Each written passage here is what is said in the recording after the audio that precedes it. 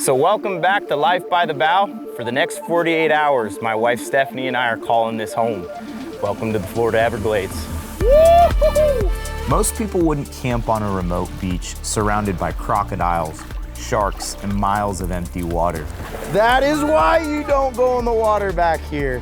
Hidden inside the danger of isolation is something people rarely feel anymore, and that's pure clarity. And there's a Goliath grouper right here. His entire back is out of the water. There we go, we got him. This trip was supposed to be about fishing and relaxation, but what we found went way deeper than that. So as beautiful as this sunset is right now, we're gonna take you guys back the first thing this morning when we caught bait. Right now, Stephanie is setting up our tent, our campsite, and as you saw, there's definitely a lot that you have to watch out for. One of the biggest things is we're anchoring the boat off the beach here. So at any point, if that boat breaks loose, we have no means of getting back, we have no cell service, and we are the only ones out here. Are you ready today? Born ready. All right, so this time of year, bait can be hard to find, but what's not hard to find is a wild wildebeest in its nature. That would be Stephanie. If you look up wild wildebeest in the dictionary, you'll see a picture of Stephanie. This is where you overlay a wild wildebeest on it. Edit.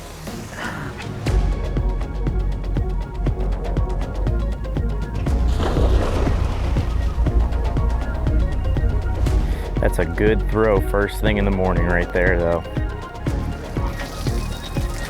Wow, Claire, I think that's one and done. Mm-hmm. Good job. All right, so we got our bait completely loaded down at this point. Got all of our ice, got our coolers, our food, tents, sleeping bags.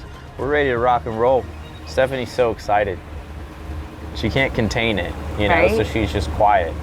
No, I'm just blocking out what's coming. It's always so hard to get her to do these trips, but once we get there, she's always extremely grateful. I know. Yeah, I am. It's one of those things that it's just like pulling teeth to get me out, but once I'm out there, I wake up and I'm like, okay, the sunrise, the natural beauty you get, the quiet and peace, that's where it really shines. Yeah, and Stephanie's never camped on the beach in the Everglades before, so it's gonna be a new experience for her, which will be really cool. New experience for you guys, which will also be cool.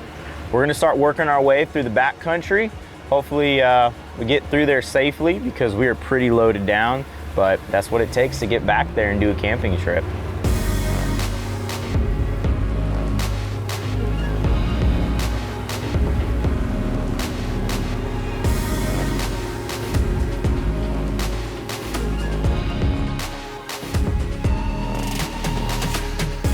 Now, some of you may know, fishing is a pretty big part of our adventures.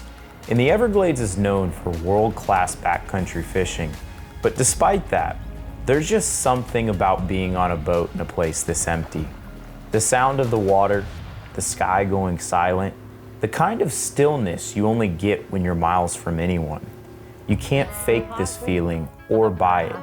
You have to earn it by showing up, and after all the planning and preparation, we're excited to have finally started this trip. We're pulling up on what seems to be a nice little shoreline right here. Just gonna do our good old trial and error trick out here, and that's how you catch the fish.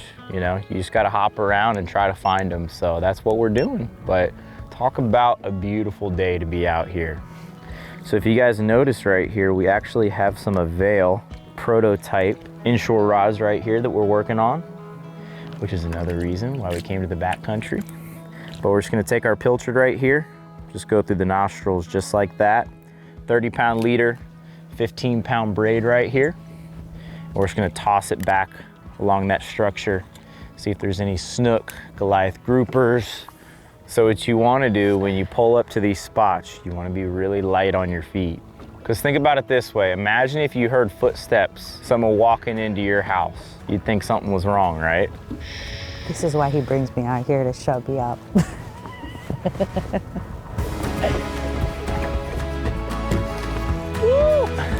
Claire, I think I'm ready. we have a snook.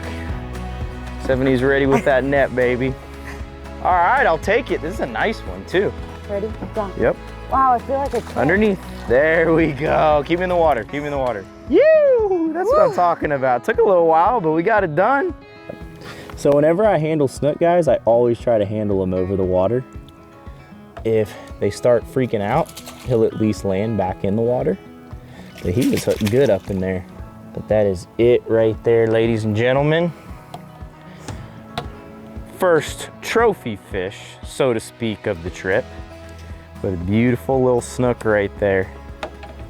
That's what we're doing though. We're just trying to fish our way all the way to the beach.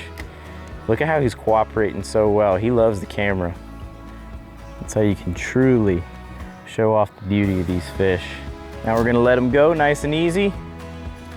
I do like the revive fish, but the thing is there's too many sharks here to have our hands in the water, but that's pretty sweet.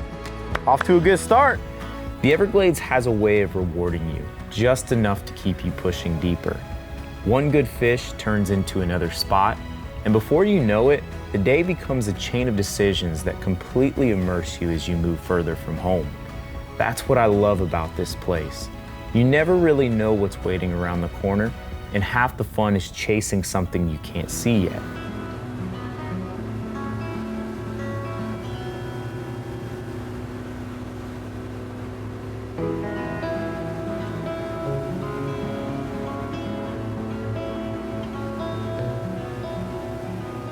Oh, I'm on.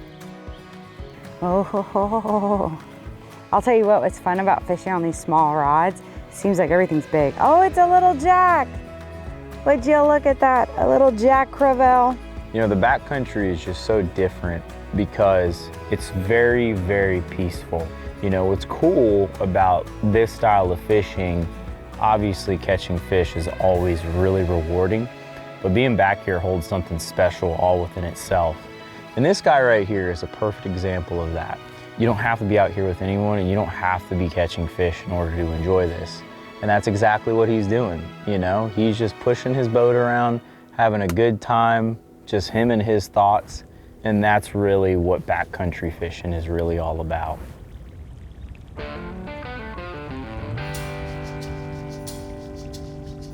So we're about to hook another bait here.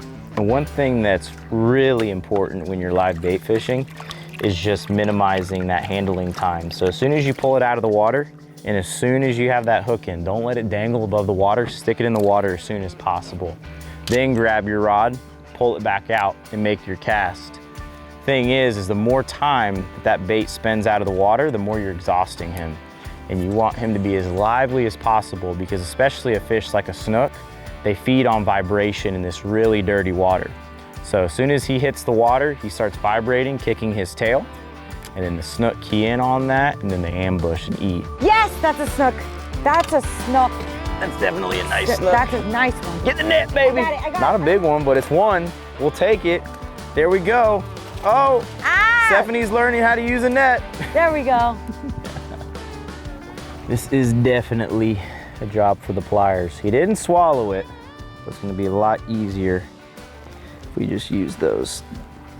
There we go. Just like that. Another beautiful snook. Not breaking records, but we're catching them. Like I was telling you guys earlier, snook actually feed through vibrations in the water. And if you look at that black lateral line on his body, that black lateral line isn't just for looks. So he actually uses that line to sense vibrations through the water. They're pretty cool. Slowly but surely, starting to catch them. As you can see, the fishing is slow, but that snook was the confirmation we needed. Not because it was the biggest fish of the trip, but because it reminded us of why we chase days like this in the first place. Even though we could have went straight to the beach, catching a fish justifies our decision to make another stop, and it tells us that we're right where we're supposed to be. And once that fish swims off, you feel the momentum. Just as in life, you keep pursuing whatever comes next. Time to make a move here. Definitely have to work a little bit today. But I gotta tell you, man, it's just beautiful to be out here, especially when it's slick calm like this. Water temperature is 68 degrees and you know, that just kind of tells you what the surface temperature is like. And sometimes being back here in the summer months, it gets really hot, but this time of year, it's just beautiful, you know? Especially if you're a snowbird and you're from up north, you come down here and you get a little taste of this, it's addicting. But at the end of the day, camping on the beach is the best part. Just sitting back, no service, with absolutely nothing to worry about other than your boat floating away. But that's why we say a prayer.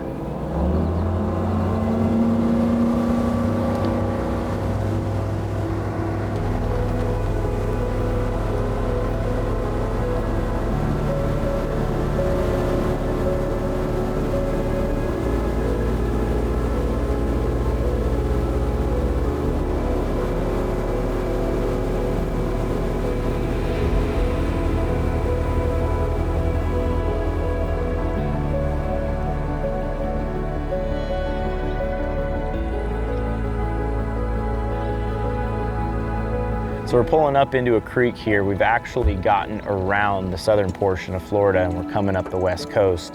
And there's just endless creeks back inside of here. I mean, they just go for miles and miles. And this area that we're in right now, the tide is just pouring out. It's an outgoing tide.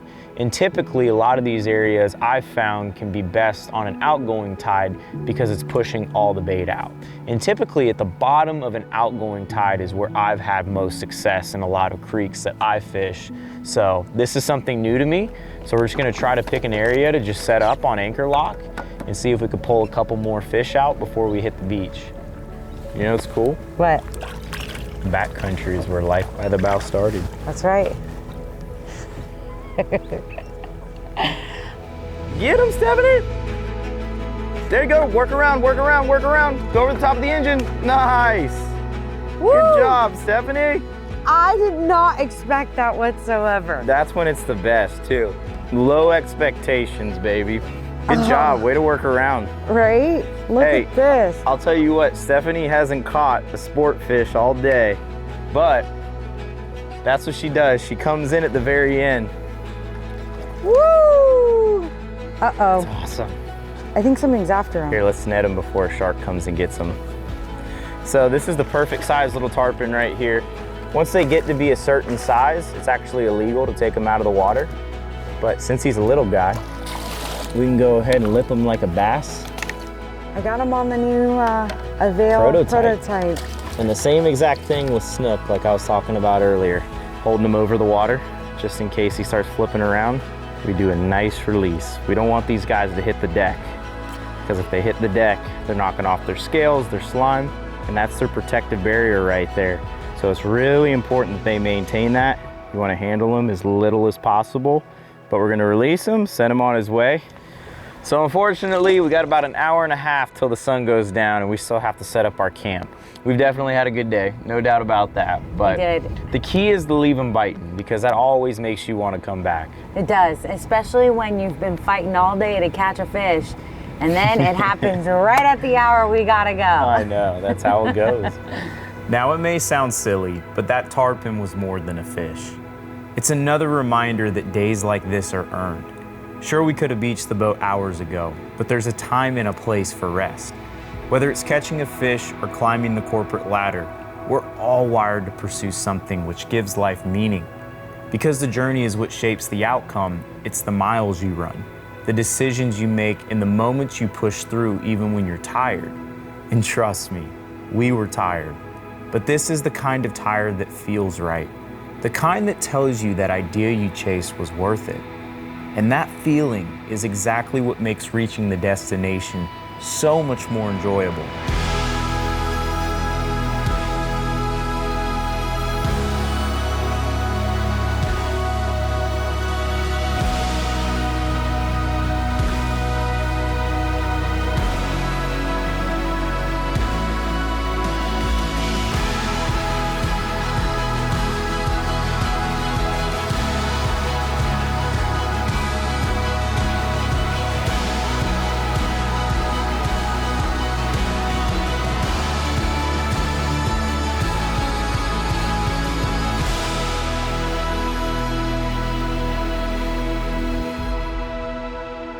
So we just got camp set up here right in the nick of time.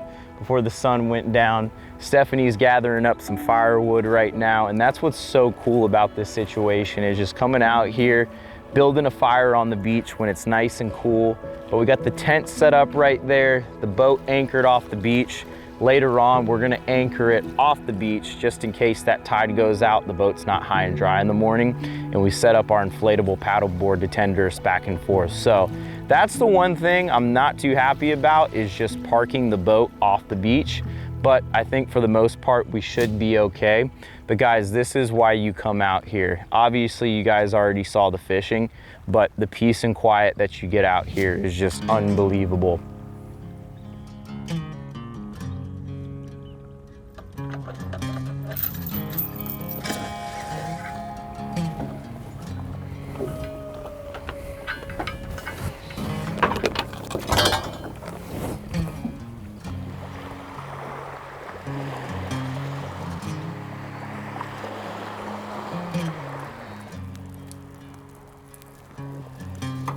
Happy you're here?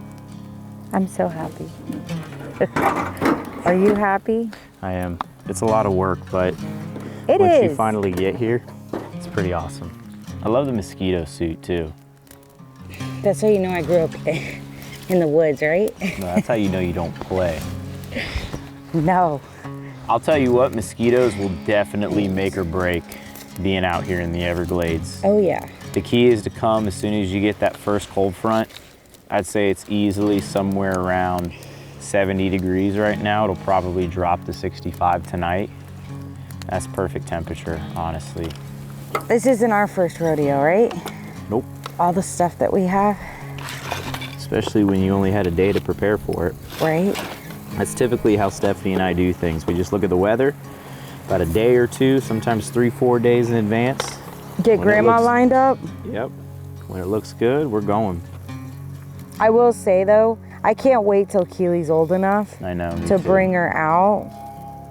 I wish she was here right now, I know. but it's for her own safety. I'll miss her.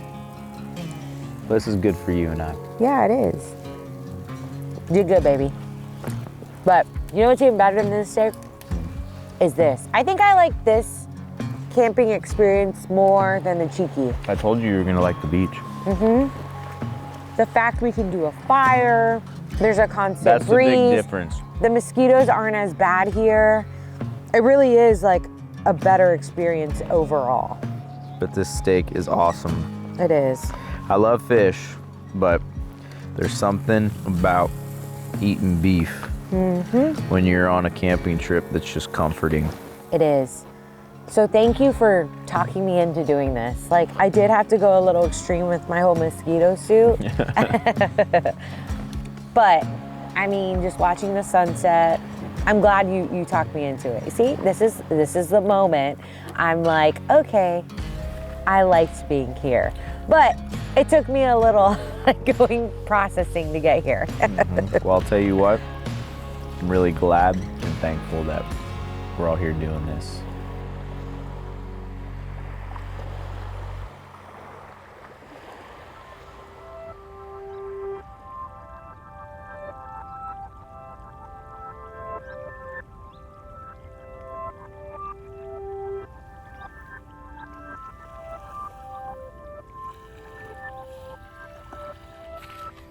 All right, guys, good morning. Day 2 here. As you guys can see, that sun's coming up right over my shoulder. Got about 0 knots of wind right now, so it's definitely gonna be a beautiful day. From here, we're gonna head out into the Gulf anywhere between 50, 60 miles. We're gonna see if we can find some jacks, maybe sharks, cobias if we're lucky. We're gonna load up, fire up the Yamaha, see if we can catch some bait first before we head out.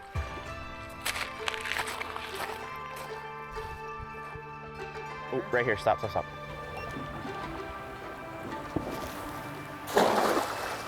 Good job. Oh wow, those are perfect size. They are perfect size. So that means, are we ready to go fishing? We're ready. All right, I'm gonna pull this trolling motor up.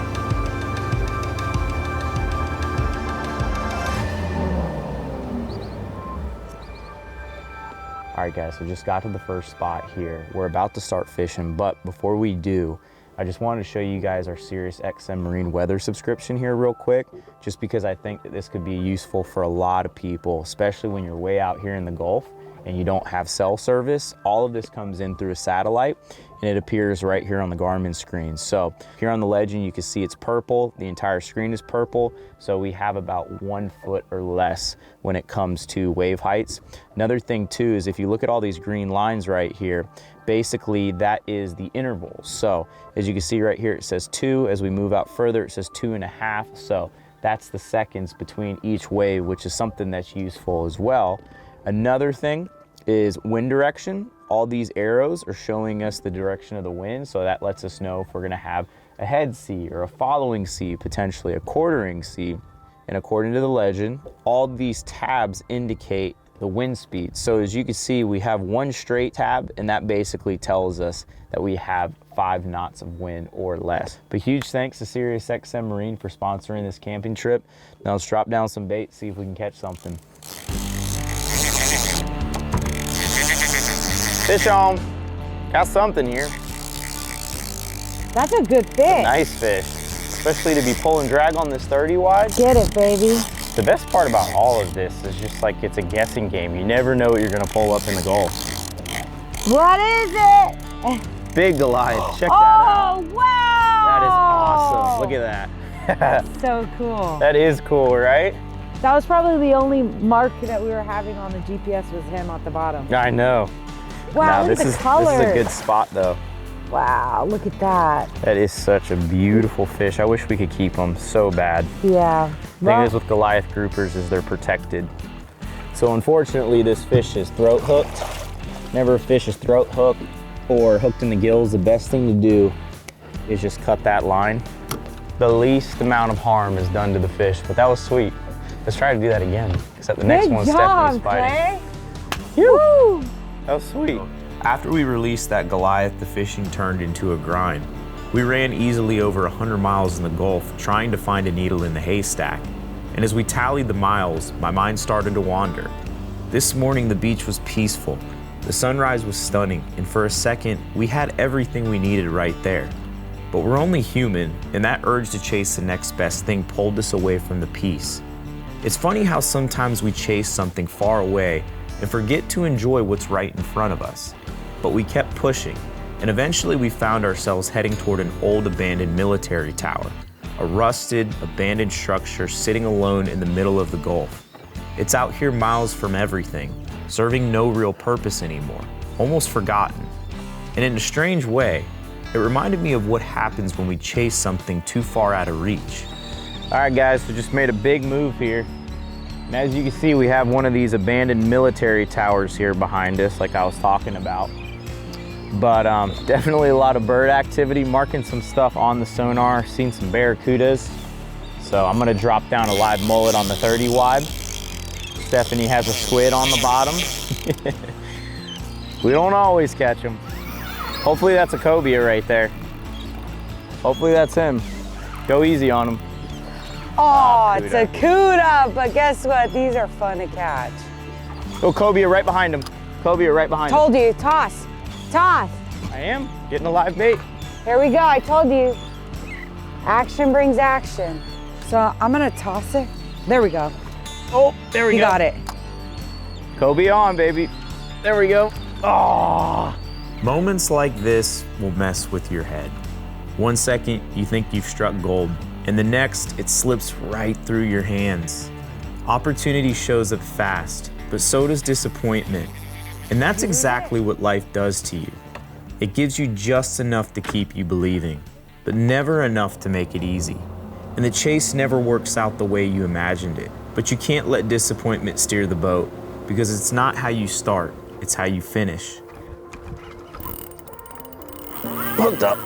I'll tell you what, we got the 30 to 40 on him, so we're able to put the heat. Dang, Clay. Let's go. There you go, Clay Cowart. Give me a run for my money right here. That's right. He's making me dance around the boat. Stephanie gets excited when I dance. That's how I got her, right, Stephanie? You go ahead and you dance around for me. Talk about a fight on a spinning rod too, man. Get it. Oh, there we go, Stephanie. Oh, What's this that? is a fish. I would think so. I was thinking it was a mermaid. Another Goliath. Look at that one. I wonder which one's bigger. What is That's it? a red. That's a red grouper. Oh no. No way. Is it? Is it? No, it's another Oh, is it? I Goliath. thought it was a red grouper. Oh, look at that. Look at that, baby. Woo! 2 big Goliaths right there. That's awesome. So you don't want to get your hand next to this big old beast here. Like to go ahead, get that hook. Let's see if I can do mine as graceful as yours, Stephanie. That's huge. Hey, that was sweet. That's a fish of a lifetime for some people. That's right. We actually don't catch many Goliaths. We've No. only caught one on the show. So that's pretty cool, And that's 3 more right there, baby. right? After that double header, it was another win we had been waiting for. That was sweet. And it was the reassurance that our effort wasn't wasted, even when the odds felt stacked against us. So we turned back towards camp, letting the miles roll behind us. And for the first time all afternoon, we felt some momentum. But all good things come to an end. And with the sun setting soon, there was time for just one more stop. So that's crazy. We just came around this creek corner right here, and there's a Goliath grouper right here. His entire back is out of the water. I'm gonna get knocked out of him. There we go, we got him. He's not happy. I wouldn't be happy either if I was just chilling at home, You better hurry. eating my before it starts. sandwich, then all of a sudden I get yanked out. That's literally what it's equivalent to. You're just chilling at home, Ooh, what is it? What is someone it? delivers you a pizza, and then the pizza man just yanks you out of the house. Oh! Oh! Oh, no way! What? I'm gonna break him off, I'm gonna break him off. He already got him. Holy Moly. Oh That is my- crazy. That is why you don't go in the water back here. There is literally nothing I could have done there. Jesus. Wow. That is one of the craziest things I think I've seen in a little while. Look at that. Oh my gosh. There's 2 of them. Holy moly. That is wild. Oh my God. Oh my goodness. This Oh. is why.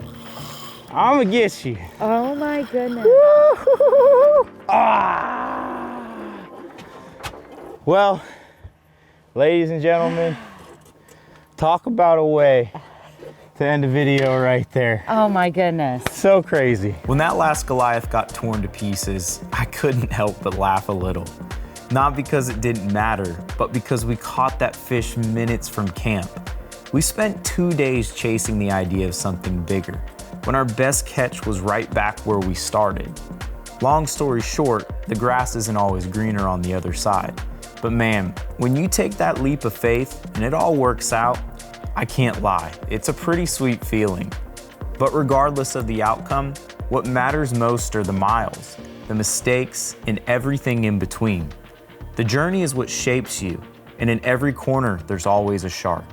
But if you give your heart to the pursuit and focus on the journey, that'll always be enough.